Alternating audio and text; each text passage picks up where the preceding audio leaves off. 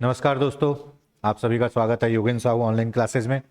मैं आपका दोस्त, आपका होस्ट, आपका ट्यूटर दीपक इस ऑनलाइन प्लेटफॉर्म में स्वागत करता हूं।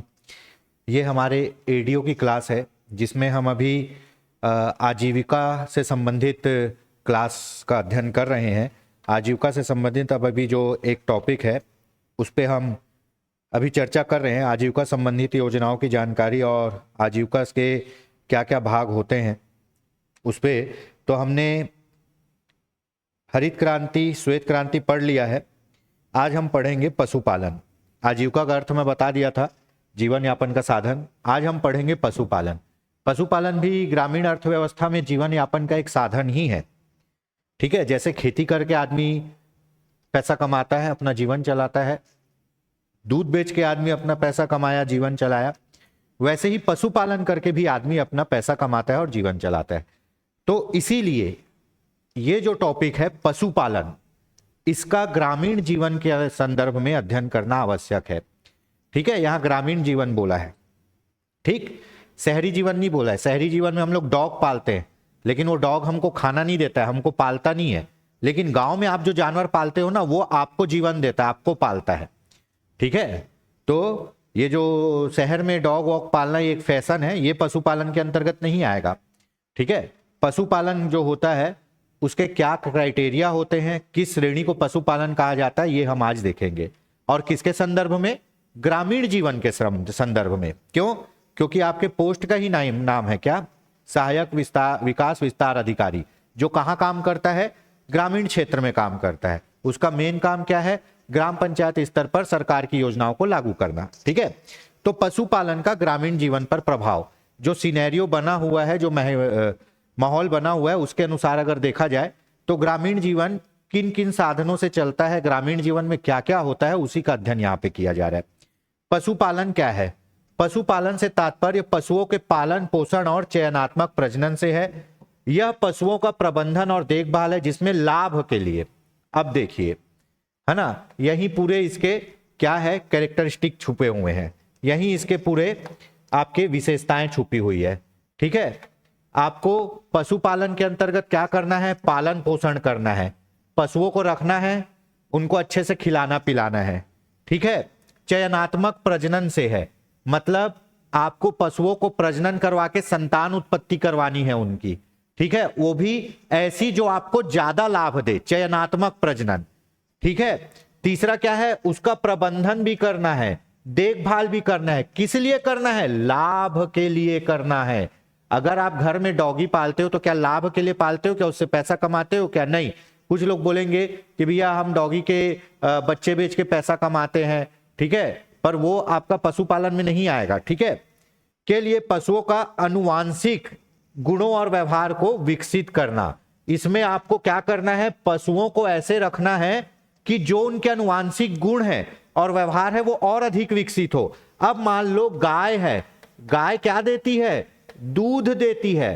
तो आपको पशु ऐसे पालना है कि गाय क्या दे? ज्यादा दूध दे और आपको क्या हो? लाभ हो। ठीक है, तो यही है आपका पशुपालन। पशुपालन के अंतर्गत सबसे पहले आपको पशुओं का पालन पोषण करना है, उनका चयनात्मक प्रजनन करवाना है, ऐसा प्रजनन जिससे आपको लाभ हो। गाय ज्यादा दूध दे, मतलब गाय अगर बच्चा दे रही है तो फीमेल ही दे तो ज्यादा अच्छा है। क्यों? क्योंकि वो भी दूध देगी। अगर मेल बच्चा रहेगा तो वो क्या करेगा? खेत में हल जोतेगा। तो लाभ दोनों तरफ से है। चयनात्मक प्रजनन, उसका क्या करना है? आपको मैनेजमेंट करना है, देखभाल करना है। किसके लिए करना है जी? लाभ कमाने के लिए।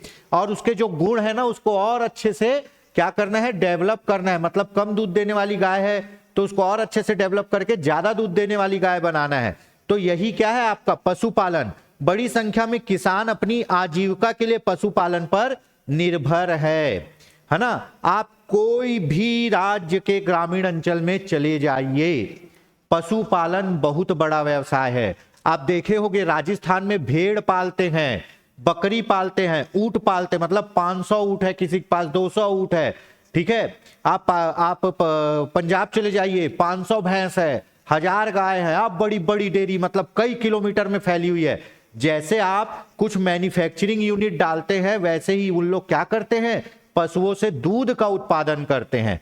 वो है पशुपालन। ठीक है, आप अगर हमारे गांव में जाएंगे तो गांव में भी हर गाय घर में क्या रहता है, गाय रहता है। गांव में मोस्टली लोग दूध खरीदते ही नहीं है, सबके यहाँ गाय है। ठीक है, तो भैया यही है पशुपालन, किस लिए, लाभ के लिए। चलिए अब आगे देखते हैं। जैसे आप देखते होंगे कि कई बार दिखाता है टीवी में, बहुत बड़े बड़े डेयरी फार्म रहते हैं जहां मतलब 100 भैंस, 200 भैंस, 500 भैंस ऐसे रहती है। उन लोग क्या करते हैं, पूरा दूध निकालते हैं, दूध बेचते हैं, करोड़ों का व्यापार होता है। तो यही पशुपालन है। ठीक है, चलिए अब देखते हैं आगे। पशुपालन विभाग के अंतर्गत पशुओं की देखभाल, प्रजनन, प्रबंधन आदि पर विशेष रूप से नजर रखी जाती है। पशुपालन एक बड़े पैमाने का व्यवसाय है ना। अगर आप पशुपालन कर रहे हो तो पशुपालन विभाग आपके प्रॉपर कांटेक्ट में रहेगा कि आप सही से पशु को रखे हो या नहीं, पशु को मार तो नहीं रहे हो, पशु के ऊपर ज्यादती तो नहीं कर रहे हो। भैया ये भी देखना है, ऐसा नहीं कि तुम ले लिए उसको खाना ही नहीं दे रहे हो, पूरा उन लोग वॉच करते हैं। ठीक है, चलिए एक बड़े पैमाने का व्यवसाय है। पशुओं को उनके लिए विशेष रूप से बनाए गए फार्म या क्षेत्र में पाला, संवारा और आश्रय दिया जाता है। आपको पशुपालन करना है तो उसके लिए क्या बनाना पड़ेगा, उसका पूरा केज बनाना पड़ेगा, उसका पूरा इलाका बनाना पड़ेगा, डेयरी बनाना पड़ेगा जहां पशु रहेगा। मतलब वो जिस माहौल में रहता है वैसा माहौल आपको बना के देना है। ठीक है, पशुपालन में मुर्गी पालन आता है, दूध फार्म आता है, मधुमक्खी आता है ना, जलीय कृषि शामिल है। ठीक है, तो ये सब चीजें पशुपालन के अंतर्गत आती है। बड़ी संख्या में किसान अपनी आजीविका के लिए पशुपालन पर निर्भर है। ठीक, हर के यहाँ पशु रहती है गांव में, देखे हो। इससे ग्रामीण आबादी के लगभग 55% लोगों को क्या मिलता है, रोजगार मिलता है। किससे, पशुपालन से, है ना। भारत में विश्व का सबसे अधिक पशुधन है, ये तो हमको पता है। चलो देख लेते हैं। भारत में 20वीं पशु जनगणना हुई है। 20वीं पशु जनगणना जो आपकी हुई है 2018-19 में हुई है।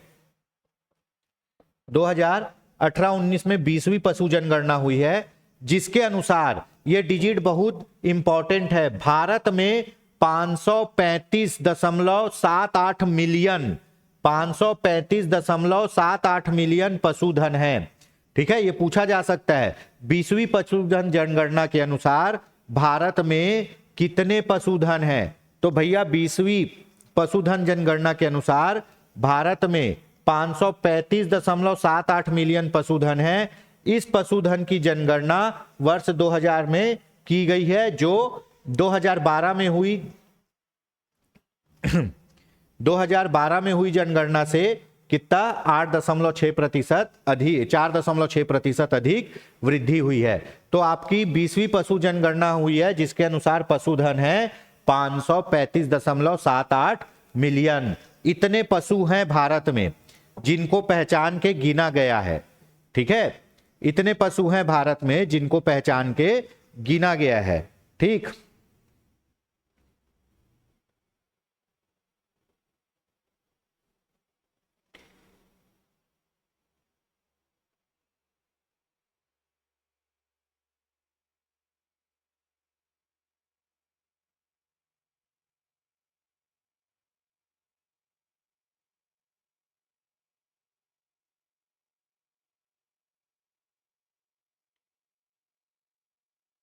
यहां तक हो गया।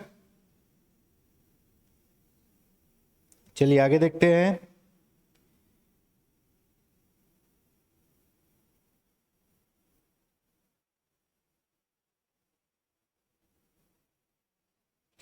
ठीक, छत्तीसगढ़ में 20वीं पशु गणना भारत में कितना है 535 मिलियन है, और छत्तीसगढ़ में 20वीं, है ना, 20वीं पशु जनगणना।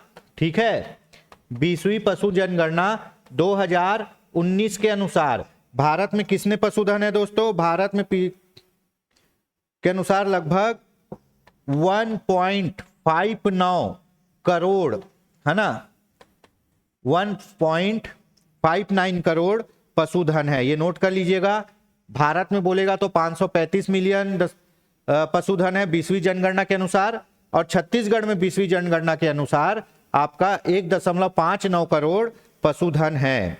ठीक है, 1.59 करोड़ पशुधन है अभी हमारे यहाँ 2019 की जनगणना के अनुसार छत्तीसगढ़ में। चलिए आगे बढ़ते हैं, देखते हैं फटाक से। ठीक है, पशुपालन के प्रकार, ये काफी इंपॉर्टेंट है। डेयरी फार्म, डेयरी फार्म में क्या होता है? डेयरी फार्मिंग कृषि की एक तकनीक है, जाहिर सी बात है, जो दूध के दीर्घकालीन उत्पादन से संबंधित है, जिसे बाद में दही, पनीर, है ना, मक्खन, क्रीम आदि जैसे डेयरी उत्पादों को प्राप्त करने के लिए संसाधित किया जाता है। इसमें गाय, भैंस, भेड़, बकरी आदि जैसे डेयरी पशुओं का प्रबंधन है। तो पशुपालन के प्रकार देख लेते हैं, अलग अलग टाइप से पशुपालन होते हैं। एक होता है डेयरी फार्मिंग। इसमें डेयरी फार्मिंग में अधिकतम क्या होता है? दूध उत्पादन। क्या होता है? दूध उत्पादन। तो दूध उत्पादन वाला जो पशुपालन है उसको बोलते हैं डेयरी फार्मिंग। तो आप देखोगे पंजाब, हरियाणा, यहाँ पे, है ना, बहुत ज्यादा मात्रा में गाय, भैंस पाली जाती है और उनके दूध को निकाल के बेचा जाता है, चाहे दही बना के, कुछ भी बना के। तो इस टाइप का जो पशुपालन है वो डेयरी फार्मिंग कहलाता है। दूध उत्पादन के लिए अगर मान लो मेरे यहाँ 20 भैंस है और मैं उसका दूध निकाल के भेजता हूं, तो मैं पशुपालन कर रहा हूं, लेकिन किस टाइप का कर रहा हूं? डेयरी फार्मिंग वाला कर रहा हूं। ठीक है, डेयरी फार्मिंग का मुख्य उद्देश्य क्या होता है? दूध उत्पादन। तो यहां पे दूध उत्पादन वाले पशु पालेंगे। तो अपने यहां दूध उत्पादन वाले दो बहुत मुख्य पशु हैं। पहला क्या है? गाय, दूसरा है भैंस। उसके बाद बकरी भी आता है, भेड़ भी आता है, इसमें ऊंट भी आता है, उसका भी दूध बिकता है। आप जाओगे राजस्थान साइड तो ऊंट के दूध का पनीर बिकता है। ठीक है, तो ये हो गया डेयरी फार्मिंग। डेयरी फार्मिंग में दूध उत्पादन। दूसरा पशुपालन का प्रकार है दोस्तों क्या? मुर्गी पालन। आपको पता है पोल्ट्री फार्म, है ना, हमारे यहाँ बहुत बड़ा पोल्ट्री फार्म है 20 का। ठीक है, ऐसे बहुत से पोल्ट्री फार्म है ना। पोल्ट्री फार्मिंग का संबंध व्यावसायिक उद्देश्यों के लिए पक्षियों को पालने से और प्रजनन से है। बतख, मुर्गियां, गीज, कबूतर, टर्की आदि जैसे पक्षियों को अंडे और मांस के लिए। आपको पता है मुर्गियों को किस लिए पाला जाता है? केवल दो चीजों के लिए, एक तो अंडे के लिए और एक मांस के लिए, है ना। चिकन के लिए, मतलब चिकन जो है उसको अंडे और मांस दोनों के लिए पाला जाता है मुर्गी को। ठीक है, अगर मुर्गी अंडा दे रही, ठीक है, नहीं तो उसको मार के मांस के रूप में उपयोग कर लेते हैं, है ना। तो ये सब चीजें किसके आती है? मुर्गी फार्म में। ठीक, पक्षियों के मल का उपयोग मिट्टी की उर्वरता को बेहतर बनाने के लिए खाद के रूप में किया जाता है। मुर्गी पालन से बड़ी संख्या में लोगों को रोजगार मिलता है और किसानों की अर्थव्यवस्था में बेहतर बनाने में मदद मिलता है।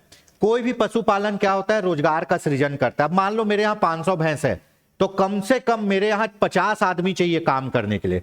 तो सोचो 50 आदमियों को रोजगार मिल रहा है। वैसी मुर्गी फार्म में, है ना, 1000 मुर्गी का शेड है, 5000 का शेड है, तो 5 से 10 आदमी चाहिए। तो 5 से 10 आदमी तो रोजगार मिला ही मिला। ऊपर से क्या हो रहा है? जो मालिक है वो भी मुर्गी बेच के, अंडा बेच के पैसा कमा रहा है, उसको भी रोजगार मिल गया है। उसके बाद जो मुर्गी के जो वो रहते ना, बीट रहते, मतलब उन मुर्गी के जो आपके मल रहते हैं वो बहुत ही ज्यादा उर्वरक खाद बनते हैं। तो उन खादों को कहां डाला जाता है? खेत में। और उन खादों को डाला जाता है कहां? तालाबों में। ठीक है, जो मुर्गी के अपशिष्ट रहते हैं उन्हीं को मछलियां खाती है और बहुत जल्दी बड़ी होती है। तो सोचो इसका सब चीज उपयोग में आता है। आप जब तक अंडा दे रही है अंडा बेच लिए, उसके बाद मुर्गी को काट के चिकन के रूप में बेच दिए। अब मुर्गी जो अपशिष्ट कर रही है ना, जो उसका मल है, जो उसका मूत्र है, वो सब किसमें? खाद के रूप में उपयोग होता है। और मोस्टली किसमें खाद के रूप में उपयोग होता है? मछली पालन में उपयोग होता है। ठीक है, तो ये हो गया मुर्गी पालन। मुर्गी पालन में दो चीजों के लिए पालते हैं, अंडा और मांस के लिए। तो मुर्गी पालन में क्या आएगा दोस्तों? अंडा और मांस। ठीक है, अब अगला आता है आपका पशुपालन में मछली पालन। मछली पालन तो आपको पता है मछलियों का रेट तो बहुत ही ज्यादा होता है और मछली पालन एक बहुत ही प्रॉफिटेबल और बहुत ही बड़े स्तर पर किए जाने वाला कार्य है। अब मछली पालन को भी कृषि का दर्जा दे दिया गया है ना, तो इसके लिए भी लोन आप ले सकते हो, पहले भी मिलता था। तो मछली पालन व्यवसायिक उद्देश्यों के लिए बंद टैंकों में या तालाब में, है ना, मछली को पालने की प्रक्रिया है। मछली और मछली प्रोटीन की मांग बढ़ रही है। मछली में बहुत ज्यादा प्रोटीन होता है, बहुत ज्यादा पौष्टिक होता है। बोलते हैं आंख के लिए अच्छा होता है, त्वचा के लिए अच्छा होता है ना, शरीर हड्डियों को मजबूत बनाता है मछली, है ना। लोग बोलते हैं मछली से ज्यादा, चिकन से ज्यादा अच्छा क्या होता है? मछली होता है। मछली फार्मों में सेल्स, कैटफिश, कॉड और तिलापिया जैसी मछलियां प्रजातियां पाली जाती है। ये सब दूसरे नाम है, अपने यहां और भी पाली जाती है। तो मछली पालन भी किसके लिए होता है? मांस के लिए ही होता है। अब मोस्ट इंपॉर्टेंट आता है मधुमक्खी पालन, है ना। तो मधुमक्खी पालन में क्या होगा दोस्तों? मधुमक्खियों को पाला जाएगा। और मधुमक्खी क्या देती है? शहद देती है। ठीक है, तो मधुमक्खी पालन, इसी को क्या बोलते हैं? एपीकल्चर। मधुमक्खी को क्या बोलते हैं? एपीकल्चर। ठीक है। मछली पालन को क्या बोलते हैं? PC culture. मछली पालन को क्या बोलते हैं? PC culture. मधुमक्खी पालन को एपी कल्चर। मनुष्य द्वारा बनाए गए छत्तों में मधुमक्खियों के कॉलोनियों को बनाए रखने की प्रथा है। ठीक है। मधुमक्खी अगर पेड़ में अपना छत्ता बनाती है तो अपने मोम से खुद वो क्या बनाती है? अपना छाता बनाती है। वो छातों में छेदे छेदे रहते, उसमें वो शहद भरती है। वो तो प्राकृतिक रूप हो गया। अगर मनुष्य मधुमक्खी पालेगा तो कैसे करेगा? एक डब्बा रहेगा, वो डब्बे में जाली बनाएगा, कृत्रिम जाली जैसे मधुमक्खियां बनाती हैं, और मधुमक्खियां वो जाली में रहेगी, है ना, और वहां शहद इकट्ठा करती है। फिर जब समय पूरा हो जाता है तो मधुमक्खियों को हटाया जाता है, वो जाली को उठा के शहद को अलग कर दिया जाता है और जाली को वापस उसके अंदर डाल दिया जाता है। ठीक है, छोटे छोटे डब्बों में, है ना। तो मधुमक्खी पालन देख लीजिए क्या होता है मधुमक्खी पालन। ठीक, मधुमक्खी पालन या एपीकल्चर मनुष्य द्वारा बनाए गए छत्तों में मधुमक्खियों के कॉलोनियों को बनाए रखने की प्रथा है। मतलब उसका कृत्रिम एक छत्ता बना देगा मनुष्य। मधुमक्खियों को बड़े पैमाने पर पाला जाता है। मधुमक्खियों को शहद, मोम और फूलों के परागकण के लिए पालतू बनाया जाता है। जो नेचुरल मोम रहता है ना, मधुमक्खी के छत्ते से भी निकलता है, बहुत महंगा आता है वो, और क्या करता है? परागकण, है ना। इन्हें अन्य मधुमक्खी पालकों द्वारा भी इसी उद्देश्य के लिए इस्तेमाल किया जाता है। जिस स्थान पर मधुमक्खियों को रखा जाता है उसे एपीरी या मधुमक्खी यार्ड के रूप में जाना जाता है। यह पूछा जाता है मधुमक्खियों के रहने के स्थान को क्या बोलते हैं? एपीरी, है ना। एपी कल्चर से एपीरी, ठीक है। तो या फिर मधुमक्खी यार्ड कहते हैं। तो मधुमक्खियों को पाला जाता है शहद और मोम के लिए। चलिए, अब पशुपालन का मानव से क्या कल्याण होता है? मानव का क्या कल्याण होता है पशुपालन से? ठीक है, पशुपालन मानव के लिए निम्नलिखित प्रकार से लाभदायक है। पशुपालन कैसे लाभदायक है, क्यों पशुपालन किया जाता है, उसके बारे में देखते हैं। हमारा जो टॉपिक था दोस्तों वो क्या था कि पशुपालन का ग्रामीण जीवन स्तर पर प्रभाव। तो क्या प्रभाव पड़ता है, क्या लाभ होता है? सबसे पहले डेयरी उत्पादों, गाय, बकरी, भेड़ आदि पशु दूध और दूध उत्पाद जैसे दही, पनीर, मक्खन आदि के प्रमुख स्रोत हैं। तो सबसे पहले तो पशुपालन से हमको डेयरी प्रोडक्ट मिलते हैं। पशुपालन से हमको क्या लाभ होता है? सबसे पहले पशुपालन से हमको डेयरी प्रोडक्ट मिलते हैं। नहीं तो आज तो आप लोग देखे होंगे, आए दिन पेपर में छपता है नकली पनीर पकड़ाया, नकली दूध पकड़ाया, नकली दही पकड़ाया। ठीक है, तो भैया उतने पशु है नहीं, पशुओं को मार दे रहे हैं और दूध दही बना रहे हैं, तो सब डुप्लीकेट ही होगा। तो भाई अगर पशु रहेंगे, है ना, हमारे देश में पशुधन रहेगा, तो भैया हमको क्या मिलेगा? दूध मिलेगा, दही मिलेगा, पूरे डेयरी प्रोडक्ट मिलेंगे और शुद्ध मिलेंगे। ये एक फायदा है। भारत विश्व का सबसे ज्यादा पशु वाला देश है और भारत विश्व का सबसे ज्यादा दूध उत्पादक देश भी है। ठीक है, उसके बाद क्या मिलता है? मांस मिलता है हमको पशुपालन से। जैसे कुक्कुट के अंदर क्या आ जाता है? मुर्गी, बतख वतख, जितने भी पक्षियों को पालते हैं उसको कुक्कुट पालन कह देते हैं। पूरा एक मिला के क्या बोल देंगे? कुक्कुट पालन। तो मुर्गी, कुक्कुट, सुअर और बकरी जैसे जानवरों को उनके मांस के लिए पाला जाता है। ठीक है, बकरी बहुत ज्यादा दूध नहीं देती है ना, उसको किस लिए पाला जाता है? मांस के लिए। मुर्गी को भी मांस के लिए ही पाला जाता है। ठीक है, इनका मांस प्रोटीन का एक बहुत अच्छा स्रोत होता है। भूमि प्रबंधन, अब पशुपालन से भूमि का भी काम करते हैं हम। कैसे? कृषि भूमि पर खरपतवारों की वृद्धि को नियंत्रित करने के लिए कभी कभी पशुओं को चराया जाता है। जंगल की आग से प्रभावित क्षेत्रों में सूखी झाड़ियों को बकरी और भेड़ों को खिला दिया जाता है, जिससे आग लगने का खतरा कम हो जाता है। ठीक है, तो भैया पशु जो है कृषि कार्य में बहुत ज्यादा लाभदायक है ना। पशु जो है कृषि कार्य में बहुत ज्यादा लाभदायक है। एक तो पशु से आप कृषि कार्य करते हो, बैल से खेत जोतवाओगे, है ना, बैल से भार ढोवाओगे, वजन लेके चलता है, बहुत सा काम करता है।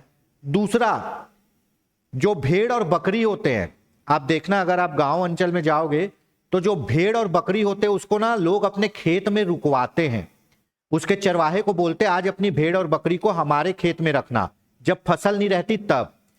उनका जो मल मूत्र है ना, वो कीटनाशक का और उर्वरक का काम करता है। जितने खेत में, है ना, जो आपके खरपतवार हैं या कोई दूसरे कीट वीट हैं, वो भेड़ बकरी के मल मूत्र से खत्म हो जाते हैं। ठीक है, इसीलिए क्या करते हैं, भेड़ बकरियों को खेत में रुकवाया जाता है।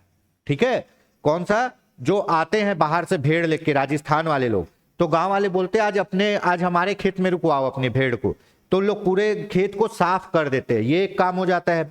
मान लो सूखे चारे को क्या करते हैं, बकरियों को चरा देते हैं, जिससे आग लगने का खतरा कम हो जाता है। रेशा, पशु ऊन और चमड़ों जैसे रेशा या वस्त्र भी बनते हैं, है ना। उदाहरण के लिए भेड़ों के ऊन के लिए पाला जाता है, जबकि चमड़ा ऊंट से प्राप्त किया जाता है ना। अब देखिए रेशा, कपड़े बनाने के लिए भी पशुओं का उपयोग करते हैं।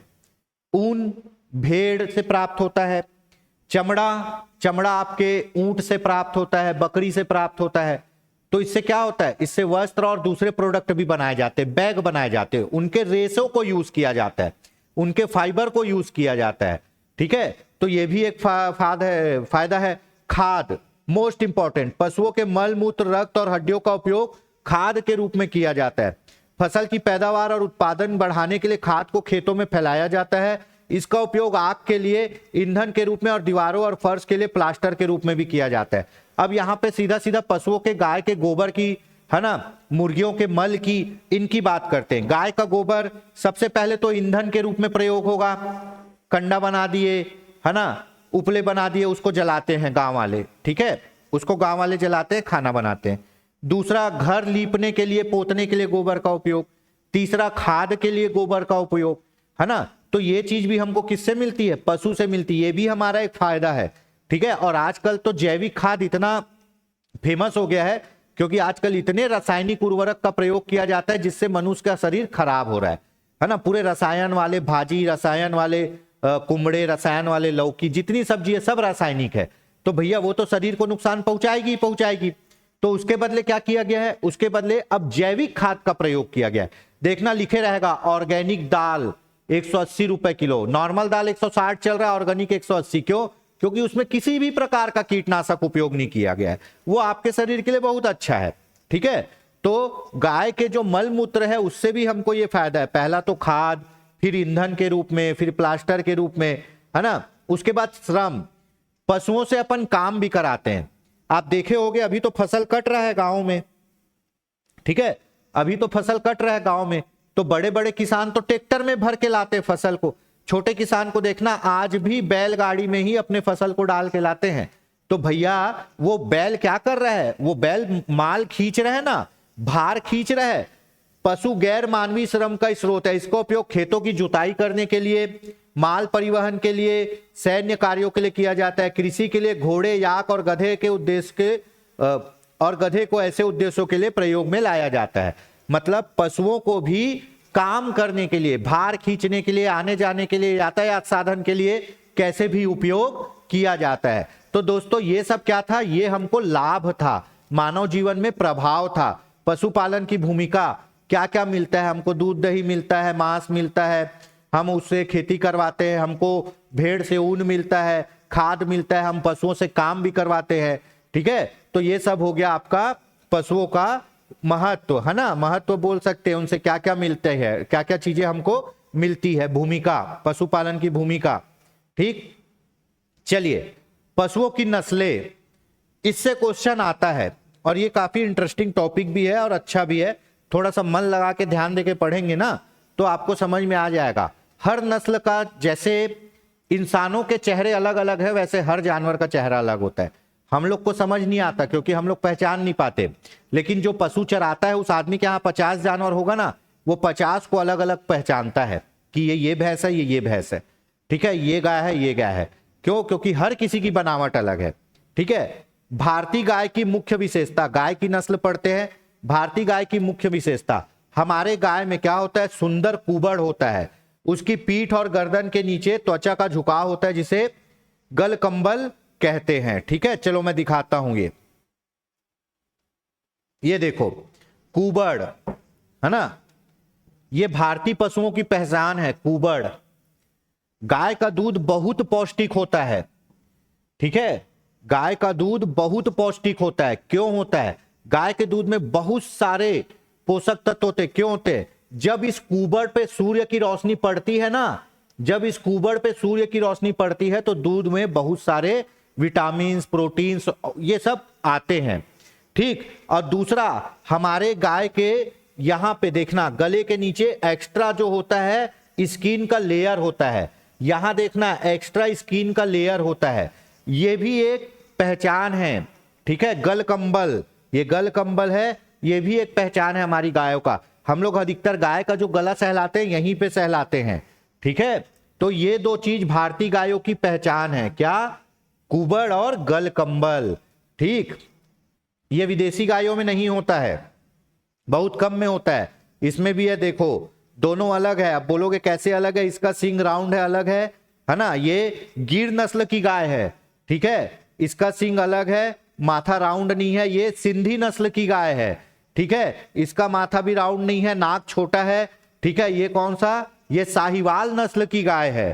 ठीक, तो ऐसे ही गाय की नस्ल देखते हैं। भारत की गाय की दो प्रमुख विशेषता मिलेगी। सबसे पहले तो आपको कुबड़ मिलेगा, नंदी बाबा जो रहता है, नंदी बाबा का गला, उस पर सूर्य की रोशनी पड़ने से दूध उसका जो होता है ना गाय का, वो बहुत फायदेमंद हो जाता है। और गाय की पीठ और गर्दन के नीचे त्वचा का झुकाव होता है, जिसे गल कंबल कहते हैं, दिखाया भी। चलो, दुधारू नस्ल। दुधारू नस्ल, गाय की नस्ल को अलग अलग भागों में बांटा गया है ना। जैसे दुधारू, दूध देने वाली। ठीक, दूसरा क्या है? दो काजी, मतलब जो दूध भी देगी और भार भी खींचेगी। तीसरा क्या है? भार खींचने वाला। ठीक है, ऐसे अलग अलग भागों में बांट के हम इसकी नस्ल को पढ़ते हैं। ये नस्ल का नाम याद रखिएगा आप, ये पूछा जाता है कौन सी भारतीय कौन सी विदेशी। दुधारू, जो जिसका मुख्य काम है दूध देना। गाय की ऐसी नस्ल जिसका मुख्य काम है दूध देना, दूध के लिए उसको पाला जाता है। साहीवाल, बहुत बेस्ट गाय होती है, हमारे यहां भी है। साहीवाल गाय का मूल स्थान कहां है? पाकिस्तान में है ना। ये पाकिस्तान की गाय है, लेकिन भारत में ये राजस्थान के बीकानेर, श्री गंगानगर, पंजाब में मिलता है, रावी नदी के आसपास मिलता है ये। ठीक है, ये भारत में कहीं भी रह सकती है। इस गाय की क्वालिटी है, ये देखो साहीवाल गाय, एकदम स्किन चिकना होता है, एकदम घोड़े जैसा दिखती है ना। इसका थन देखिए, ये जो थन के इस भाग को बोलते हैं काछर, ये भाग को बोलते हैं काछर। ये काछर जितना बड़ा होगा उतना इसमें दूध भरा रहता है, इसी भाग में पूरा दूध भरा रहता है थन के, है ना। ये होता है उसका निप्पल, जिससे अपन दूध निकालते हैं। ये जो काछर है ना, इसी में पूरा दूध भरा रहता है। दूध बनाने वाले जो सेल्स हैं वो यहीं रहते हैं। अधिकतर गाय का जितना बड़ा काछर रहता है वो उतना ज्यादा दूध देती है। हमारे देसी गाय में ना आपको थन ऐसा नहीं दिखेगा, एकदम छोटा छोटा थन दिखेगा, इसीलिए ज्यादा दूध नहीं देती है वो। ठीक है, ये साहीवाल नस्ल है, पीछे से ग्राउंड रहती है, पूरी राउंड है, देखो। ठीक, इसका सींग नहीं रहता है, बहुत छोटे छोटे सींग रहते, नहीं रहते, और एकदम फ्रेंडली गाय है, मारती वारती नहीं है ये, है ना। ये आपका कहां पाती? राजस्थान, बीकानेर, यहां ऊपरी इलाके में पाई जाती है। ठीक, ये भारत में कहीं भी रह सकती है। ये इसकी बहुत अच्छी क्वालिटी है। एक बार ब्याहने पर, मतलब एक बार बच्चा देने पर ये 10 महीने तक दूध देती है। सोचो, 10 महीने तक दूध देती है, और प्रतिदिन 10 से 20 लीटर दूध दे सकती है ये। ठीक है, 10 से 20 लीटर दूध देती है। इसके दूध में मक्खन का अंश पर्याप्त होता है। इसके दूध में वसा 4% से 6% पाई जाती है, वसा मतलब फैट। ठीक है, ये है साहीवाल गाय, इसे पूछ सकता है। ठीक है, दुधारू नस्ल, समझ में आ गया। चलो अगला देखते हैं, सिंध, है ना, सिंधी गाय। ठीक है, अब देखिए इसकी त्वचा उतनी चिकनी नहीं है, इसका सिंग रहेगा। इसका मुख्य स्थान कहां है? सिंध प्रांत, पाकिस्तान। ठीक है, ये उधर की है। इन गायों का रंग बादामी, गेहुआ, शरीर लंबा और चमड़ा मोटा होता है। ये दूसरी जलवायु में भी रह सकती है। इसे रोगों से लड़ने की अद्भुत शक्ति होती है, मतलब ये ऐसी गाय है जिसकी तबीयत ज्यादा खराब नहीं होती, और तबीयत ज्यादा खराब नहीं होगी मतलब ये अच्छा दूध देगी। भैंसों के मुकाबले गायों की तबीयत बहुत खराब होती है, जिससे दूध उत्पादन प्रभावित होता है। तो इसमें प्रतिरोधक क्षमता अच्छी है, बीमारियों से लड़ सकती है, ज्यादा दिन अच्छा चलती है, कहीं भी रह लेगी, है ना। ये 300 दिन के भीतर कम से कम 2000 लीटर दूध देती है। ये भी बहुत दूध देती है। सिंधी, रेड सिंधी भी आता है। ठीक है, सिंधी गाय। चलिए अगला देखते हैं, गिर नस्ल। गिर मतलब, गिर कहां है? गुजरात। ये देखो अलग, बहुत बढ़िया गाय रहती है। ये भी लंबे लंबे कान रहेंगे, ऐसे लटके हुए लंबे लंबे कान। ये प्रतिदिन 30 लीटर या इससे अधिक दूध दे सकती है। इसका मुख्य स्थान काठियावाड़ का गिर जंगल है, गुजरात में है ना। गुजरात में गिर गाय मिलती है, गुजरात में एशियाटिक क्या मिलता है, एशियाटिक शेर मिलता है दाढ़ी वाला, गुजरात में आपका काठियावाड़ी घोड़ा मिलता है। वो घोड़े की नस्ल भी बहुत ऊंची नस्ल मानी जाती है, काठियावाड़ी घोड़े, ठीक है। तो घोड़े की कीमत भी होती है 12 लाख 15 लाख, ऐसे ऐसे बिकता है घोड़ा। ये प्रतिदिन 30 लीटर या उससे अधिक दूध देती है। कहाँ की? गिर नस्ल की गाय। इसका मूल स्थान काठियावाड़ गिर जंगल है, नाम से ही राजस्थान के रेंडा व अजमेरी नाम से जाना जाता है। केंद्रीय गौवंश अनुसंधान संस्थान में गाय पर शोध करने वाले वैज्ञानिकों के अनुसार गिर गाय किसानों की आमदनी कई गुना बढ़ा सकती है, किसानों को बहुत ऊपर ले जा सकती है, ठीक है। ये देखो कुबड़, गलकंबल, क्या है इसका ऊपर का माथा एकदम गोल है, ठीक, ऐसे लंबा सा कल की रहती है गिर। अब उसके बाद देखते हैं देवनी नस्ल। अब देखो ये दोनों में कितना डिफरेंस है, ये गाय को देखो, है ना, और ये सिंह वाली को देखो, ऐसे ही ये अलग अलग होते हैं।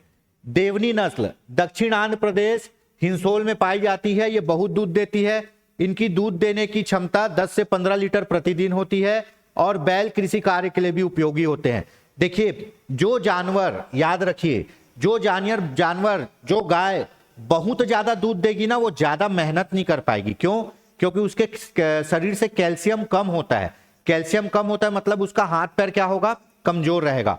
जो गाय थोड़ी कम दूध देती है ना, वो काम भी कर सकती है और दूध भी दे सकती है, ठीक है। तो ये एकदम बेसिक सा कॉन्सेप्ट है। जो बहुत ज्यादा दूध देने वाली गाय है उससे आप भार नहीं खींचा सकते, उससे खेत नहीं जोतवा सकते, ठीक है। क्यों? क्योंकि उनका शरीर मजबूत नहीं होता, वो इतना दूध का प्रोडक्शन करती है कि शरीर से कैल्शियम उसका कम होता है, ठीक। तो ये जो है ये कम दूध देती है, 10 से 15 लीटर है, तब भी इसको बैल कृषि कार्य के लिए प्रयोग किया जा सकता है। देखिए इसका थन नहीं है वैसा, इसीलिए दूध ज्यादा नहीं देगी, ठीक है। जितना ज्यादा काछर रहेगा उतना ज्यादा दूध देगी ये। कौन सी नस्ल थी? देवनी नस्ल। अगला देखते हैं दो काजी। दो काजी मतलब जो भार खींचेगी, खेती कार्य भी करेगी और दूध भी देगी। दो काजी मतलब दुधारू, मतलब सिर्फ दूध देने वाली। दो काजू मतलब जो दो काम भी करेगी और दूध भी देगी, है ना। हरियाणी, ये हरियाणा की गाय है, हरियाणी। इसका भी थन देख लीजिए, अच्छा काछर बड़ा दिख रहा है ना। तो ये ज्यादा दूध देगी, लेकिन ये शरीर से मजबूत है तो काम भी करेगी। ये 8 से 12 लीटर प्रति दूध देती है। गाय का रंग सफेद, मोतिया, हल्का भूरा हो सकता है। ऊंचे कद और गठीले बदन की होती तथा सिर उठाकर चलती है। अधिकतर आप गाय को देखना सिर झुकाकर चलते हैं, लेकिन ये गाय सिर उठाकर चलती है और एकदम बुलंद रहती है। ये कौन सी? हरियाणवी, हरियाणी बोलते हैं। इनका प्रतिष्ठान रोहतक, हिसार, सिरसा, करनाल, गुड़गांव और जिंद है। भारत की 5 सबसे श्रेष्ठ नस्ल में हरियाणी बहुत अद्भुत नस्ल है। ये दो काजी है, ये दूध भी देगी, काम भी करेगी, बहुत मजबूत गाय होती, बहुत बुलंद होती है हरियाणवी गाय, ठीक है। जब हरियाणा के लोग गाय का दूध पी के इतने बुलंद होते तो ये गाय सोचो कितनी बुलंद होगी, ठीक। दो काजी है। राठी, ये इस टाइप की गाय रहती है राठी। इसका भी थन देखिए बहुत ज्यादा है, इसीलिए ये भी ज्यादा दूध देगी। इसके गाय का मूल स्थान राजस्थान में बीकानेर, गंगानगर है। ये लाल सफेद चकते, काले सफेद लाल भूरी आदि कलर में, देखो लाल सफेद चकते दाने दाने दिख रहे हैं, तो ऐसे ही रहेगी ये। इसका मुंह भी ऐसी दानेदार रहेगा, चाहे काले रंग में ले लो, भूरे रंग में ले लो, ठीक है। खाती कम है, दूध ज्यादा देती, प्रतिदिन 10 से 20 लीटर दूध देती है, ठीक है। ये भार भी खींच सकती है। इस पशु का विश्वविद्यालय बीकानेर राजस्थान में रिसर्च भी काफी हुआ है कि इतना कम खाती है और दूध कैसे देती है। इसकी सबसे बड़ी खासियत है ये अपने को भारत के किसी भी कोने में ढाल सकती है। जो विदेशी गाय है ना, वो भारत में नहीं रह पाती क्योंकि वो ठंडे स्थान की रहती है और भारत में गर्मी ज्यादा है, लेकिन भारत की गाय कहीं भी रह सकती है। ये गाय कहीं भी रह सकती है। ये कौन सी गाय है आपकी? राठी। राठी मतलब राजस्थान, ठीक है। चलिए आगे देखते हैं। थरपाकर, ये गाय देखिए इतना बुलंद रहता है ये। इसका बच्चे को देखिए, गाय को देखिए। थरपारकर, ये गाय दुधारू होती, इनका रंग खाकी, भूरा या सफेद होता है। कच्छ, जैसलमेर, जोधपुर, बीकानेर, सिंध यहां पाई जाती है। इनकी खुराक कम होती, इनका दूध 10 से 16 लीटर प्रतिदिन होता है। इनका शरीर भी बुलंद होता है, इसलिए काम भी कर सकती है। आप नोटिस करोगे जी कि अधिकतर आपकी जो बेस्ट गाय है वो उत्तर भारत में ही है। क्यों? क्योंकि उत्तर भारत में चारे का मैदान है, गंगा ब्रह्मपुत्र का सबसे बड़ा मैदान है, वहां इतना चारा है, इतना घास है कि गाय वहां आराम से रह लेती है। अधिकतर आपको उत्तर भारत में ही मिलेंगे पशु, ठीक है। थरपारकर, ठीक। उसके बाद काकरेच, कच्छ की छोटी खाड़ी के दक्षिण पूर्व भूभाग सिंध में, है ना, ये मूल स्थान है, ठीक है। काठियावाड़, गुजरात, बड़ौदा, सूरत में भी मिलती है। ये सर्वांगी जाति की गाय है और इनकी मांग विदेशों में भी है। राजस्थान में इसे संचोरी गाय के नाम से जाना जाता है। इसका सींग देखिए, ये अलग ही आइडेंटिटी लेकर चलती है। आप देखे होंगे जो गाड़ी में नंदी बैल लेके घूमते ना, भगवान बोल के, वो ऐसे ही टाइप के बैलों को, गाय को लेके घूमते जिनका सींग एकदम बड़ा बड़ा होता है। आप वो पिक्चर देखे होंगे, हलचल पिक्चर, ठीक है, अक्षय खन्ना की, उसमें इसी टाइप के गाय दिखाते हैं, है ना। तो ये राजस्थान साइड की गाय है, इसका नाम है काकरेज। इसका सींग और इसका जो मुंडी है, ये इसकी पहचान है, बहुत ज्यादा बलशाली होता है। ये गाय बैल बहुत ज्यादा बलशाली होते हैं। आप देखे होंगे वीडियो में, जो हमारे यहाँ नंदी बाबा बोल के घुमाते हैं बाहर के लोग, वो इसी को घुमाते हैं, ठीक है। चलिए, अंगोल, ये गाय दुधारू, सुंदर और मंथर गामनी होती है। प्रतिस्थान तमिलनाडु में। अंगोल गाय कहाँ मिलती है? तमिलनाडु में। आंध्र प्रदेश, गुंटूर, नीलोर, बपटतला तथा सदनपल्ली। बपटतला, सदनपल्ली, ये चारा भी खम खाती है। उसके बाद है मेवाही, ठीक है। अब देख लेते हैं भारवाही नस्ल। ऐसी गाय जो दूध के लिए नहीं, जो मेहनत करने के लिए पाली जाती है। ऐसी गाय जो दूध के लिए नहीं, मेहनत करने के लिए। नागौरी गाय, कहाँ? नागौर राजस्थान। मालवी गाय, मालवा मध्य प्रदेश। केनकथा गाय, केनबेसल उत्तर प्रदेश। शाहबादी, बलिया उत्तर प्रदेश। पवार, पीलीभीत उत्तर प्रदेश। ये नाम आपको थोड़ा याद होना चाहिए। ये कैसी नस्ल की गाय है जी? ये भारवाही नस्ल की गाय है। इसका काम है भार ढोना, दूध उत्पादन करना नहीं, ठीक है। चलिए, विदेशी नस्ल की गाय, मोस्ट इंपॉर्टेंट, जो गाय एसी कूलर फ्रिज में रहते हैं ना, वही एसी कूलर में रहते हैं, वही वाले गाय हैं, महंगे गाय। जर्सी या गनरसी, जर्सी या गनरसी, ये फ्रांस की गाय है। कहां की है? फ्रांस की। एक दिन में 25 से 35 लीटर दूध देती है और सही में देती है। उनका भी थन बहुत बड़ा रहता है, ठीक है। जर्सी और गनरसी, इसमें आपको यह याद रखना है कि ये कौन से देश की है। जर्सी गाय आप देखे होंगे, जर्सी गाय का दूध, जर्सी गाय का दूध, ये गाय बहुत सेंसिटिव होती है, बहुत ज्यादा। इनको बिल्कुल भी गर्मी सहन नहीं होती, बहुत तबीयत खराब हो जाती है। ब्राउन स्विस, कहां की है? स्विट्जरलैंड की।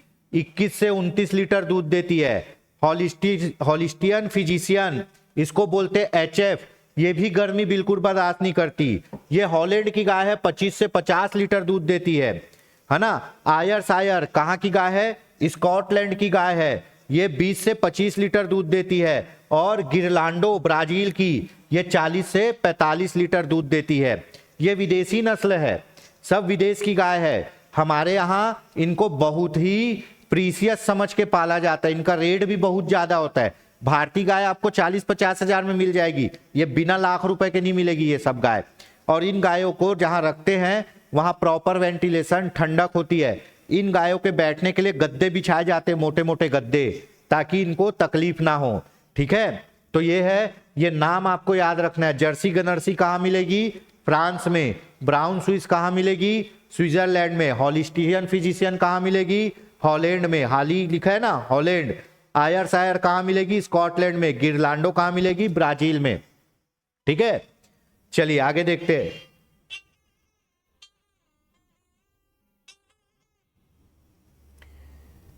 चलिए आगे देखते हैं। हाइब्रिड नस्ल। हाइब्रिड नस्ल मतलब इसी को बोलते हैं संकर नस्ल, ठीक है। क्या बोलते हैं? संकर नस्ल, हाइब्रिड नस्ल।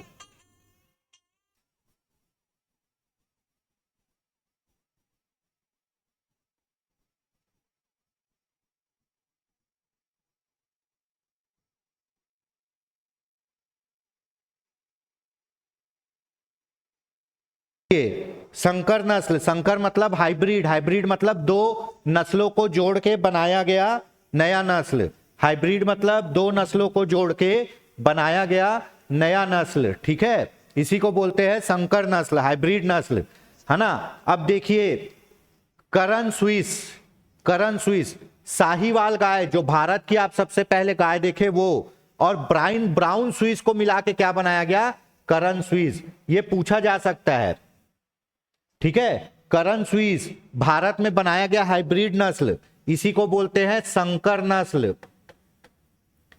संकर मतलब हाइब्रिड, दो नस्लों को मिलाकर रिसर्च करके एक नया नस्ल तैयार कर दिया गया।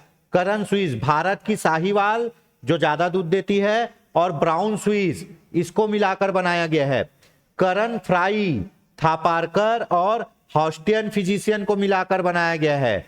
जर्सी और सिंधी को मिलाकर बनाया गया है। तो ये हाइब्रिड नस्ल, कुछ हाइब्रिड नस्ल गाय हैं, कहां की, भारत की, जो विदेशियों की गाय और भारत की गाय को मिलाकर तैयार किया गया है। भैंस में देख लेते हैं, बहुत पूछता है भैंस का भी। भैंस की प्रजाति नीली प्रजाति, भैंस की नीली प्रजाति कहां, पंजाब। मुर्रा कहां, हरियाणा, बहुत फेमस प्रजाति है।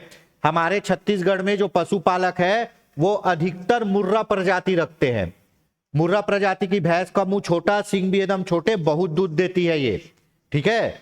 तो नीली प्रजाति कहां मिलेगी, पंजाब। मुर्रा प्रजाति कहां मिलेगी, हरियाणा। छत्तीसगढ़ में अधिकांश भैंस मुर्रा ही है हमारे यहाँ। बदावरी कहां मिलेगी, उत्तर प्रदेश। जफराबादी कहां, गुजरात। मेहसाणा कहां मिलेगी, गुजरात। सुरती कहां मिलेगी, गुजरात। नागपुरी, नागपुर। टोडा, भारत के टोडा जनजाति के नाम पर इस भैंस का नाम रखा गया है। ये इसमें आपको प्रजाति और कहां मिलता है ये बहुत इंपॉर्टेंट है। और भैंस को दूध के लिए ही पाला जाता है अधिकतर, ठीक है। चलिए, इसमें मुर्रा इतना पूछता है, मुर्रा तो नॉर्मल पूछ देता है। मुर्रा भैंस की प्रजाति कहां मिलती है, हरियाणा। डेयरी रिसर्च इंस्टीट्यूट भी वही है, करनाल हरियाणा में, ठीक है। ये भी पूछता है भदावरी कहां, उत्तर प्रदेश। जफराबादी गुजरात, मेहसाणा गुजरात, सुरती गुजरात, नागपुरी नागपुर। टोडा, भारत की टोडा जनजाति पे भैंस का नाम रखा गया है, टोडा, ठीक है। अब भेड़ की प्रजाति देख लेते हैं। भेड़ का मुख्य पालन क्या है, ऊन के लिए। भेड़ का मुख्य पालन क्या है, ऊन के लिए। भदरवा कहां मिलता है, झारखंड में। भदरवा जो नस्ल है झारखंड। सोनाली नस्ल Rajasthan. Lohi Punjab. Merino Spain. Lincoln Britain. ये भेड़ की प्रजाति है। भेड़, ऊन निकलता है भेड़ से, ठीक है। चलो, ठीक, ये हो गया, भेड़ की प्रजाति देख लिया, इसको याद करना है। बकरी प्रजाति जमुनापाली बहुत फेमस है। सबसे टॉप क्लास की बकरी जमुनापाली कहां मिलती है, यूपी। बरकरी यूपी। बरती पंजाब। ब्लैक बंगाल उड़ीसा। मालाबार और अंगोर भारत के पहाड़ी क्षेत्र में। अंगोर बकरी जो पहाड़ों पे सीधा चढ़ जाती है, पहाड़ों के छोटे छोटे पत्थरों पे बैठी रहती है, आप सोच भी नहीं पाओगे। मतलब आप ये मान लो कि हजार फीट ऊंची चढ़ाई चढ़ जाती है बकरी। पहाड़ों पे जो छोटे मोटे पत्ते रहते हैं ना, उसको खाने के लिए, पहाड़ों पे चढ़ने के लिए बहुत फेमस है अंगोर बकरी, ठीक है। तो ये बकरियां की प्रजाति है। जैसे जमुनापाली हमेशा पूछता है, बहुत फेमस है यूपी की। बरकरी यूपी, बरती पंजाब, बाकी ये तो नाम से ही है। सुकर है ना, ये इसको भी पालते हैं। तो इसमें अपन पूरा बाहर का ही देखते हैं। Yorkshire England. Berkshire England. Tamworth England. Hampshire USA. ये सुकर की प्रजातियां हैं, इसको भी आपको याद करना है, ठीक है। चलिए, मोस्ट इंपॉर्टेंट, जानवरों में होने वाली बीमारियां, क्योंकि हम पशुधन पढ़ रहे हैं। पशुपालन क्या होता है, पशुओं से क्या मिलता है, पशुओं के नस्ल पढ़ लिए। अब देखते हैं उनकी बीमारियां, ठीक है। सबसे मोस्ट इंपॉर्टेंट हमेशा पूछता है, रेलवे में कई बार पूछता है, foot and mouth disease. Foot and mouth disease जिसको बोलते हैं खुरहा चपका। खुरहा मतलब खुर, चपका मतलब मुंह। इस बीमारी में क्या होता है पता है, इसके मुंह में जो जुगाली करने वाले जानवर होते हैं ना, जुगाली क्या होता है, ठीक है। गाय, भैंस, बकरी, जब इनको चारा दोगे तो ये पूरे चारे को खाएंगे और पेट के अंदर लेते जाएंगे, खाएंगे और पेट में रखते जाएंगे। खाने के बाद ये आराम से बैठ जाएंगे, फिर वो पेट के चारे को वापस मुंह में लाएंगे और चबाएंगे और फिर से अंदर लेंगे। इसी को बोलते हैं जुगाली करना। इन लोग चारे को शुरू में मुंह के अंदर लेके पेट में रख लेते हैं, फिर उस चारे को वापस मुंह में लाते हैं और क्या करते हैं, मुंह को चलाते हैं जैसे कुछ चबा रहे हैं। कुछ नहीं खाते रहेंगे, आपको दिखेगा ही नहीं कि कुछ खा रहे हैं, लेकिन इनका मुंह चलते रहेगा। उसी को बोलते हैं जुगाली करना। जुगाली करते तब इनका चारा पचता है। ठीक है, तो जितने भी जुगाली करने वाले जानवर हैं उनको बुखार होता है, उनको बीमारी आती है, वो होता है फुट एंड माउथ डिसीज। जुगाली करने वाले जानवर को, गाय भैंस इन लोग को, इसमें क्या होता है, जो पैर का खुर है ना, गायों के पैर का नीचे का जो टफ भाग खुर, वो गलने लगता है। ठीक है, दूसरा इनके मुंह में पूरे छाले हो जाते हैं, तो ना ये चल सकती है ना ये खा पी सकती है, बहुत बीमार हो जाती है। ठीक है, लक्षण, जुगाली करना बंद कर देना, शरीर का तापमान कम हो जाना। ठीक है, फुट एंड माउथ डिसीज किसके कारण होता है, ये वायरस के कारण होता है। ठीक, उसके बाद काउ पॉक्स है ना, जैसे हमारे को चिकन पॉक्स होता है ना, माता आती, वैसे काउ पॉक्स होता है, ये भी वायरस से है ना। रिबलर पेस्ट, प्लेग, जानवरों का प्लेग, रिबलर पेस्ट वायरस भारत में अभी नहीं है। लंगड़ी, ये भी जीवाणु से होता है। स्तन शोध है ना, जहां दूध देती है थन खराब हो जाता है। ठीक है, उसके बाद नाविक ज्वर, घर्रा, ये भी जीवाणु से होता है। चलो एक बार और देख लेते हैं, खुरहा चपका और मुंह पका, ये किससे होगा, वायरस से होगा। किसमें, सभी पालतू जानवर में, अधिकतर जुगाली करने वाले जानवरों को होता है खुरहा चपका। ठीक है ना। इसमें क्या होता है कि मुंह पूरा छाला हो जाता है, जिससे वो खा नहीं पाते और पैर भी खराब हो जाता है, चल नहीं पाते। फोकनी, ये भी वायरस से होता है, गाय भेड़ सुअर भैंस में। उसके बाद गलघोटू, गला में ना इन्फेक्शन हो जाता है, गला फूल जाता है गलघोटू में जानवरों का। ठीक है, जैसे इंसान में होता है वैसे ही जानवरों में भी गलघोटू होता है। ये सब बीमारी के इंजेक्शन लगाने पड़ते हैं पहले। ठीक है, गलघोटू में क्या होता है, गले में प्रॉब्लम आती है, किसको, गाय भैंस को। गिल्टी रोग, जीवाणु, गाय भैंस भेड़ बकरी और घोड़ा। लंगड़ा बुखार है ना, ब्लैक क्वार्टर, ये भी बुखारी है गाय भैंस में। थनैला रोग, बहुत बेकार बीमारी है। इसमें क्या होता है, जो गाय भैंस का थन है ना पूरा खराब। सबसे ज्यादा जो नुकसान होता है ना पशुपालकों को, वो इसी रोग से होता है, थनैला मस्टाइटस। इससे जो गाय का दूध निकाल रहे हो तो दूध मिलता है, ये रोग होगा ना तो दूध पानी बन जाएगा, पानी निकलेगा, दूध ही नहीं निकलेगा, दूध देना बंद कर देगी, थन पूरा खराब, थन के अंदर पूरा घाव हो जाता है। ठीक है, ये किससे होता है, मस्टाइटस, थन में होता है ये बीमारी, जहां से हम लोग दूध निकालते हैं, दूध देना बंद कर देती है, दूध पानी हो जाता है, जीवाणु से होता है। सभी पालतू पशुओं के थन प्रभावित होते हैं। निमोनिया मतलब सर्दी बुखार, जीवाणु। ठीक है, चेचक, इनको भी होता है। क्षय रोग मतलब टीवी, इनको भी होता है। मिल्क फीवर, मिल्क फीवर क्या होता है, अगर आप गाय भैंस को अच्छे से खिलाओगे नहीं, बस दूध निकाले जा रहे हो तो उनको बुखार आना चालू हो जाएगा। क्यों, क्योंकि उनके शरीर में कैल्शियम की कमी हो जाएगी। ठीक है, तो आपको भैया दूध निकाल रहे हो तो उतना कैल्शियम खिलाना पिलाना भी है, उतना चारा भी डालना है। ये नहीं कि आप उत्पादन करे जा रहे हो और उसको छोड़ दियो, मर जाएगा जानवर वैसे में। ठीक है, तो क्या होता है, जब भैंस नया नया बच्चा पैदा करती, बच्चा देती है, तो अगर उसका दूध पूरा निकाल लोगे तो उसके शरीर से एक कैल्शियम कम हो जाएगा और फिर होता है उसको मिल्क फीवर। ठीक है, चलिए उसके बाद जैसे इंसानों को बोतल लगता है ना ग्लूकोज का, वैसे जानवरों को भी लगता है। ठीक, उसके बाद अगला देख लेते हैं, जॉन रोग, जीवाणु से, ये भी उसी में है ना, ये इंपॉर्टेंट है। सेप्रोलेगिया रोग कवक, किसमें होता है, मछली में, है ना, पूछा जा सकता है। सेप्रोलेगिया रोग किसमें होता है, मछली में। उसके बाद गिलरट है ना, कवक, ये भी मछली में, गलफड़े में होता होगा ये। ठीक है, पंख और पूंछ सड़न रोग, ये भी मछली में, उसके पंख सड़ने लग जाएंगे, पूंछ सड़ने लग जाएंगे, जिससे वो ज्यादा दिन जिंदा नहीं रहेगी। तो मछली का रोग बहुत इंपॉर्टेंट है जी, है ना। संक्रमण गर्भपात, इसमें क्या होता है कि गाय प्रेग्नेंट रहेगी और समय से पहले ही बच्चा दे देगी, बच्चा जिंदा नहीं रहेगा, कोई मतलब नहीं, नुकसान हो जाएगा, दूध भी नहीं देगी। ठीक है, उसके बाद अफरा रोग, दूषित आहार से, जुगाली करने वाले पशु में। चलो अब देख लेते हैं, ये रोग देख लिए, इसमें खुरहा चपकर, ये सब बहुत इंपॉर्टेंट है। अगला रोग देखते हैं, पशुओं, ये मोस्ट पूछता है, पशुओं की आप आयु कैसे ज्ञात करोगे। अब जानवर खुद तो नहीं बताएगा ना कि मैं 1 अक्टूबर 1987 को पैदा हुआ था, कैसे बताएगा वो, और ना ही आप लिख के रखते हो कि जानवर कब पैदा हुए थे, है ना। अगर आप किसी दूसरे से खरीद के लाए हो तो कैसे पता चलेगा वो कब पैदा हुआ है। तो जानवरों की उम्र भी तो देखी जाएगी ना, जवान जानवर महंगा में खरीदोगे, बूढ़े जानवर को सस्ते में खरीदोगे। तो सींग के छल्ले गिनकर, पहला छल्ला 2 साल में। जो गाय भैंस है ना, उसके सींग में ऐसे राउंड राउंड बने रहता है, सींग में राउंड राउंड छल्ला बने रहता है। पहला छल्ला बनता है 2 साल में। तो सींग के छल्ले गिनकर आप बता सकते हो कि इसका उम्र क्या है। दांत की गणना देखकर, है ना, जानवरों के जितने भी जुगाली करने वाले जानवर है, गाय भैंस, उनके नीचे दांत होते हैं, ऊपर नहीं होते। उनके सिर्फ नीचे ही दांत होंगे। गाय भैंस के नीचे दांत होंगे, ऊपर नहीं होते हैं। ठीक है, नीचे दांत होता है 4 जोड़ी दांत कुल 6 साल में।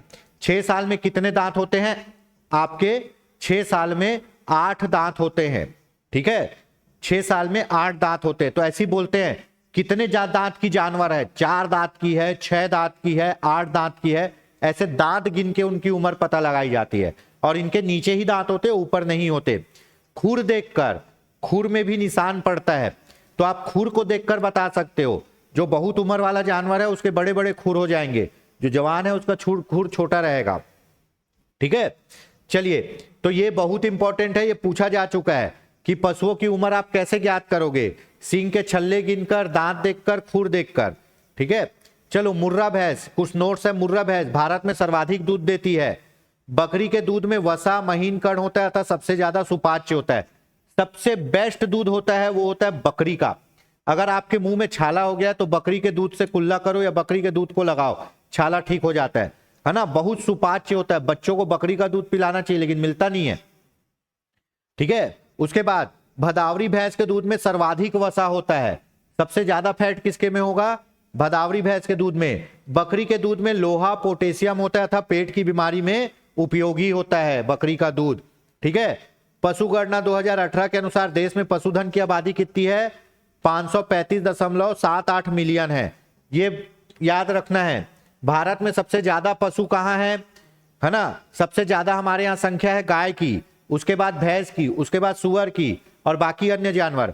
वैसे ही हमारे यहाँ भारत में अगर राज्यों में पूछे तो सबसे बड़ा राज्य यूपी है, तो सबसे ज्यादा पशु कहाँ होगा?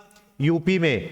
हमारे यहाँ सबसे ज्यादा पशु कहाँ पे है? यूपी में है। यूपी के बाद पहला, दूसरे नंबर पर क्या है? राजस्थान, तीसरे नंबर पर मध्य प्रदेश और चौथे नंबर पर पश्चिम बंगाल है। ये आपको याद होना चाहिए। भारत में सर्वाधिक पशु है यूपी में। यूपी के बाद राजस्थान और राजस्थान के बाद मध्य प्रदेश, मध्य प्रदेश के बाद पश्चिम बंगाल। भारत में विश्व के कुल पशुधन का कितना प्रतिशत है? 15%, लगभग 15%। पूरे विश्व में जितने पशु हैं उसके 15% हमारे पास हैं। विश्व में कुल गाय का 14% और भैंस का 57% हमारे पास है। भारत में ही ज्यादा भैंस का उपयोग होता है। विदेशियों में आपको, विदेशों में नहीं मिलेगा, विदेशों में गाय मिलेगी, है ना। विश्व के कुल गाय का 14% भारत में है और भैंस का 57% भारत में है। मोस्ट इंपॉर्टेंट, कई बार पूछा जाता है, क्या? दूध का पीएच मान कितना होता है? 6.6%। इसीलिए दूध की प्रकृति क्या होती है? अम्लीय होती है। दूध एसिड होता है, इसीलिए जब एसिडिटी होता है तो दूध पीने के लिए मना करता है डॉक्टर। बोलता है दूध मत पियो, एक तो ऑलरेडी एसिड है, ऊपर से और एसिड बनेगा, इससे अच्छा दूध मत पियो। एसिडिटी हो जाती है कई लोगों को दूध पीने से, है ना। क्यों? क्योंकि दूध की प्रकृति अम्लीय होती है। इसका पीएच मान होता है 6.6%।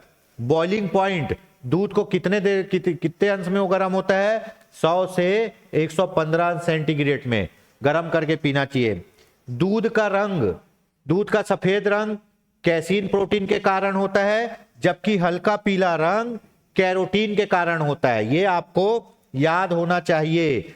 दूध का सफेद रंग कैसीन प्रोटीन के कारण होता है और हल्का पीला रंग कैरोटीन के कारण होता है ना। फीस दूध, प्योज दूध, जो जब गाय भैंस बच्चा देते हैं तो शुरू के 4-5 दिन का दूध एकदम जमता है पनीर जैसे, उसी को बोलते हैं प्योज दूध, है ना। जो गाय और भैंस जब बच्चा देगी तो उसका 3 दिन का दूध पनीर जैसे जमता है, खूब अच्छा मिठाई बनता है उसका, मान लो पनीर जैसे बनता है, उसको भाप में पकाते हैं तब वो वैसा बनता है, मीठा शक्कर डाल के, उसी को बोलते हैं प्यूस। और प्यूस का जो दूध होता है वो पीला दिखता है, वो पीलापन किसके कारण होता है? कैरोटीन और ब्लड के कारण। यहाँ हल्का पीला है ना, और ज्यादा पीला रहता है तो कैरोटीन और ब्लड के कारण। देसी घी में सुगंध क्यों आता है आपको पता है? देसी घी की सुगंध बहुत जबरदस्त लगती है, देसी घी की महक बहुत अच्छी लगती है। ठीक है, तो देसी घी में महक कहां से आती है? देसी घी में महक आती है डाइसिटीन के कारण। किसके कारण? डाइसिटीन। डाइसिटीन के कारण देसी घी में महक आती है।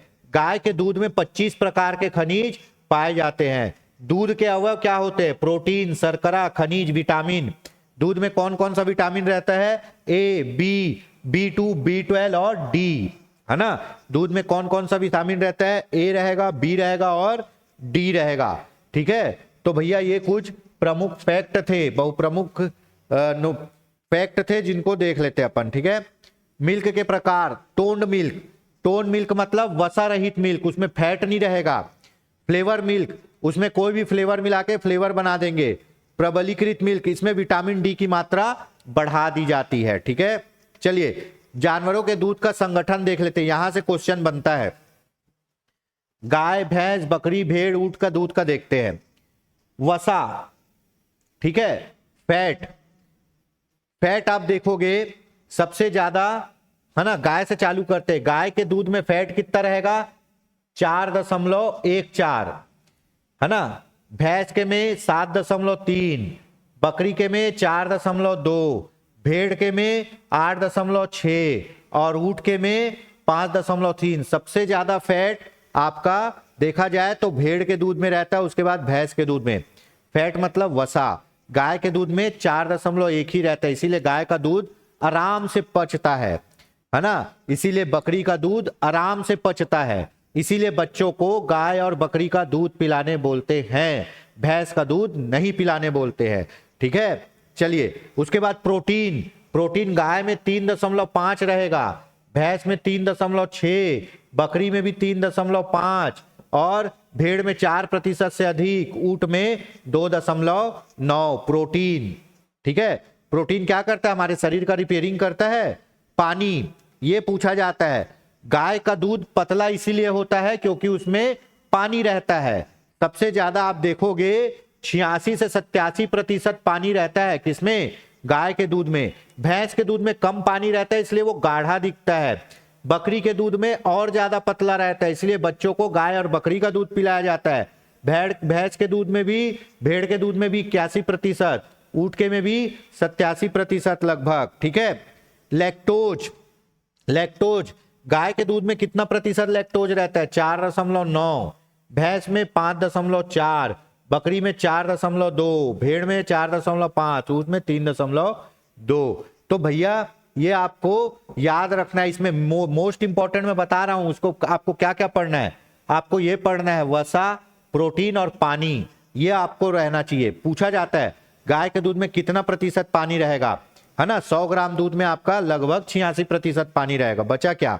ठीक है, तब भी उसके दूध में बहुत विटामिन प्रोटीन होता है गाय का, इसीलिए ज्यादा क्या होता है? लाभदायक होता है। ठीक है, चलिए अब दूध उत्पादन के उसको देख सकते हैं, कंपोजिशन। फैट, सबसे ज्यादा फैट रहता है आपका मक्खन में, इसीलिए जो आदमी बहुत ज्यादा बटर डलवा डलवा के खाना खाता है ना, वो बटर जैसे ऐसे हो जाता है। ठीक है, प्रोटीन 0, कार्बोहाइड्रेट 0। सोचो, दही में वसा कम रहता है, प्रोटीन 3.1 रहता है। पनीर में वसा रहता है 25, प्रोटीन का बहुत अच्छा स्रोत है। ठीक है, आपका पहले लोग जो मांस खाता है वो मांस से प्रोटीन ले लेता था। जो मांस खाता है वो मांस, मीट से प्रोटीन ले लेता था। जो नहीं खाता है उसको कहां प्रोटीन मिलेगा? वो पनीर खाता था। अभी प्रोटीन का सबसे बड़ा स्रोत क्या हो गया? आपका सोयाबीन हो गया, उसमें भी बहुत प्रोटीन रहता है। अब तो सोयाबीन से भी पनीर बनना चालू हो गया है। ठीक है, तो पनीर में प्रोटीन और कार्बोहाइड्रेट। ठीक, चलिए अब मोस्ट इंपॉर्टेंट देखते हैं, है ना, पशुपालन का ग्रामीण जीवन पर क्या प्रभाव पड़ता है। ग्रामीण जीवन को पशुपालन कैसे प्रभावित करता है, कैसे उसका विकास करता है। ठीक है, सबसे पहले पशुपालन से क्या होता है? रोजगार की प्राप्ति होती है। डेयरी फार्म में क्या मिलता है? रोजगार मिलता है। अगर मान लो मैं 50 भैंस पाला तो कम से कम 4 आदमी रखूंगा उसको काम करने के लिए। जो भैंस का दूध निकालेंगे, भैंस को नहलाए धुलाएंगे, चारा खिलाएंगे। 1000 मुर्गी रखाऊं तो 2-3 आदमी रखूंगा जो मुर्गी लोग को देखेंगे। तो भैया जब पशुपालन कर रहे हो तो रोजगार तो मिल रहा है ना लोगों को, वही चीज आय का साधन। अब आप दूध बेच के, खाद बेच के, गौमूत्र बेच के, मांस बेच के क्या कर रहे हो? पैसा कमा रहे हो, आय का साधन। कृषि में सहायता, पशुओं के द्वारा आप क्या करते हो? खेती कार्य करते हो, पशुओं के खाद को खेत में डालते हो और माल ढोने के लिए पशुओं का प्रयोग करते हो। पौष्टिक आहार की प्राप्ति, है ना। पशुपालन से हमको क्या मिलता है? दूध मिलता है, दही मिलता है, घी मिलता है, मक्खन मिलता है, मांस मिलता है, पनीर मिलता है। ठीक है। स्वास्थ्य पर लाभदायक प्रभाव, ये सब चीजों से क्या होगा? अगर आप ओरिजिनल का दूध पियोगे, ओरिजिनल पनीर खाओगे तो आपका क्या होगा? पोषण स्तर सुधरेगा कि नहीं? स्वास्थ्य पे लाभदायक प्रभाव पड़ेगा ना? हाँ पड़ेगा भैया। चलिए आगे देखते हैं। लघु कुटीर उद्योग की स्थापना। अब देखो पशुधन से गांव में बनने वाले लघु कुटीर उद्योग चलते हैं। जैसे मालूम, अगर कोई खत्म हो जाता है तो हम लोग क्या करते हैं? लकड़ी से जलाते हैं। अब भैया इतनी लकड़ियां हैं ही नहीं, कितना पेड़ काटोगे? तो अभी क्या होता है, अगर कोई आदमी खत्म होता है तो उसको जो छेने होते हैं, उपले होते हैं, उसमें जलाते हैं। या फिर लकड़ी जैसे ही गोबर के बड़े बड़े लट्ठे बनाए जाते हैं, लकड़ी जैसे ही गोबर के बड़े बड़े लट्ठे बनाए जाते हैं, उसमें जलाते हैं। ठीक है। तो भैया गोबर से जलाऊ लकड़ी बनती है, गौमूत्र से फिनाइल बनता है, गोबर से दिया बनता है। अभी भूपेश बघेल सरकार में जब गौधन न्याय योजना आया और गौठान बने तो हमारे भिलाई के गौठान ने गोबर से दिया बनाया, गोबर से मूर्तियां बनाई, गोबर से अगरबत्ती बनाई, गोबर से पेंट बनाया। हालांकि योजना को अच्छे से चलना था, चल नहीं पाया, अमली जामा नहीं पहन पाया, एग्जीक्यूशन ठीक ठाक नहीं हो पाया। लेकिन कई जगह आप देखोगे गोबर से पेंट बन रहा है, गोबर से कागज बनाने की बात हो रही है। ठीक है। तो भैया गोबर के बहुत से बाई प्रोडक्ट बन रहे हैं लघु उद्योग कुटीर उद्योग में। जैविक खेती को बढ़ाना। ठीक है। अब क्या होगा, अब आप गोबर के खाद को यूज करोगे तो आप यूरिया और रासायनिक केमिकल नहीं डालोगे, जिससे क्या होगा, जो आपका फसल है वो एकदम प्योर रहेगा, और फसल प्योर रहेगा तो खाने वाला भी प्योर रहेगा। आज आप देखते हो कि हम महंगे से महंगा चावल खा रहे हैं, HMT खा रहे, ये खा रहे, वो खा रहे, वो पूरे चावल में यूरिया, चावल की खेती करते तो यूरिया डालते हैं जिससे क्या हो, चावल अच्छा उगे। तो वो यूरिया अब हमारे शरीर में जा रहा है। आप कुमड़ा खाते हो, उसमें दवाई डालते हैं, लौकी में, भाजी में, सब में। तो इससे क्या हो रहा है, हमारा शरीर दूषित हो रहा है। तो भैया अगर आप गोबर के जैविक खाद का प्रयोग करोगे तो आपका स्वास्थ्य अच्छा रहेगा कि नहीं, है ना। उसके बाद आर्थिक विकास, अगर गांव स्तर पर पशुपालन से आर्थिक विकास होगा, पशुपालन से आय होगा तो गांव का भी आर्थिक विकास होगा। संस्कृति का संरक्षण, आपको पता है कि ये वेदों का देश है ना, ये वेदों का देश है। हमारे वेद में गाय को अघन्या, ना मारे जाने वाले पशु के रूप में माना गया है। जो गाय की हत्या करेगा उसको मृत्यु दंड दिया जाएगा। आप ऋग्वैदिक काल में पढ़ोगे कि पहले जो युद्ध होते थे वो गायों के लिए होते थे, ना कि जमीन के लिए। और युद्धों के लिए गौविष्ट शब्द का प्रयोग किया गया, जिसका अर्थ होता है गाय की खोज। तो सोचो, अगर हम पशुओं को, गाय को पालते हैं तो हम अपनी संस्कृति का संरक्षण करते हैं। ठीक है। प्राकृतिक संतुलन की स्थापना, हमारे पूरे प्रकृति में, हमारी खाद्य श्रृंखला में सबका स्थान निश्चित है। अगर आप गाय को पालोगे नहीं, बचाओगे नहीं, गाय मरते जाएगी, भैंस, बकरी, दुनियादारी सब मरते जाएंगे, तो प्राकृतिक संतुलन बिगड़ जाएगा। तो आप पशुपालन करके आज के डेट में प्राकृतिक संतुलन को भी बनाए रखे हो। ठीक है। चलिए आगे देखते हैं। तो ये प्रभाव आपको समझ में आ गया, क्या क्या प्रभाव है भाई। ठीक, चलो आगे देखते हैं। संबंधित योजनाएं केंद्र सरकार द्वारा, पशु विकास विभाग के अंतर्गत संचालित केंद्र सरकार की योजनाएं। ठीक है। ग्रामीण बैकयार्ड पोल्ट्री फार्म विकास योजना, ये कौन देगा? केंद्र सरकार। कितना देगा? 37,000 देगा।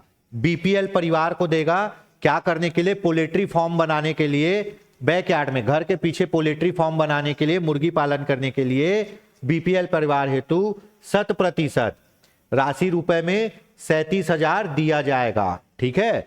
पशुधन बीमा योजना केंद्र सरकार करवाएगी। बीमित प्रीमियम राशि का प्रतिशत, सामान्य क्षेत्र एपीएल का 50% सरकार देगी, बीपीएल वालों को 70%, ईडब्ल्यू वालों को 60%, बीपीएल अनुसूचित जाति जनजाति को 80%। ठीक है, पैसा सरकार देगी। डेयरी उद्यमशीलता विकास योजना, ये नाबार्ड चलाता है। नाबार्ड हमारे लिए खेती के लिए, एग्रीकल्चर के लिए बहुत प्रमुख बैंक है नाबार्ड। शिवरामन समिति की अनुशंसा पर बना था नाबार्ड। डेयरी उद्यमशीलता विकास योजना नाबार्ड चला रही है इसको, केंद्र सरकार, डेयरी विकास हेतु। सामान्य श्रेणी वित्तीय सहायता लागत का 25%, अनुसूचित जनजाति को वित्तीय लागत का 33%। जैसे कोई सामान्य आदमी 100 रुपए की डेयरी लगा रहा है तो 25 रुपए कौन देगा? सरकार देगी। अनुसूचित जाति जनजाति वाले को कितना देगी? 33 रुपए देगी। ठीक है, poultry venture capital fund NABARD, broiler एवं लेबर फार्म हेतु सामान्य परिवार को कुल लागत का 25% मिलेगा, बीपीएल वालों को 33, फिर 35, फिर 50। ठीक है, उसके बाद इसमें इतना पैसा जो लिखा हुआ है ना, ये पैसा सरकार देगी, बाकी आपको लगाना है। Integrated development of small ruminate, ये भी नाबार्ड चला रही, किसके लिए? बकरी पालन के लिए। पूछा जा सकता है integrated development of small ruminate में क्या पाला जाता है? क्या पाला जाता है? बकरी पाला जाता है। तो बकरी पालने वाले को लागत का 25% सामान्य क्षेत्र में, बीपीएल अनुसूचित जाति जनजाति को 33, ईडब्ल्यू और एपीएल को 35, बीपीएल और अनुसूचित जाति जनजाति को कितना? 50% देगी। ठीक है, चलिए आगे देखते हैं। ये केंद्र सरकार की योजनाएं थी, इसको एक ओवरव्यू आप कर लेना किसमें क्या क्या पाला जाता है। अब देखते हैं राज्य सरकार की योजना, है ना। राज्य सरकार भी योजना चलाती है पशुपालन से संबंधित। राज्य डेयरी उद्यमिता विकास योजना, राज्य सरकार दे रही है कितना? 1,40,000 रुपए। ठीक है, सामान्य श्रेणी को वित्तीय लागत का 50% या 1,40,000 मिलेगा, है ना।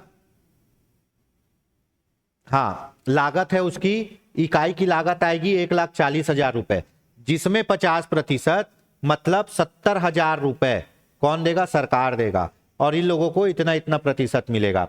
राज्य बकरी उद्यमिता विकास योजना, राज्य 1,00,000 रुपए में उसकी लागत रहेगी, 1,00,000 का, है ना, 25,000 आपको सामान्य श्रेणी वाले को सब्सिडी मिल जाएगा। ठीक है, और इन लोग को 33% सब्सिडी मिलेगा। ठीक है, इसको आपको देखना है। उसके बाद अनुदान पर सूकर वितरण योजना, है ना, इसकी लागत कितनी है?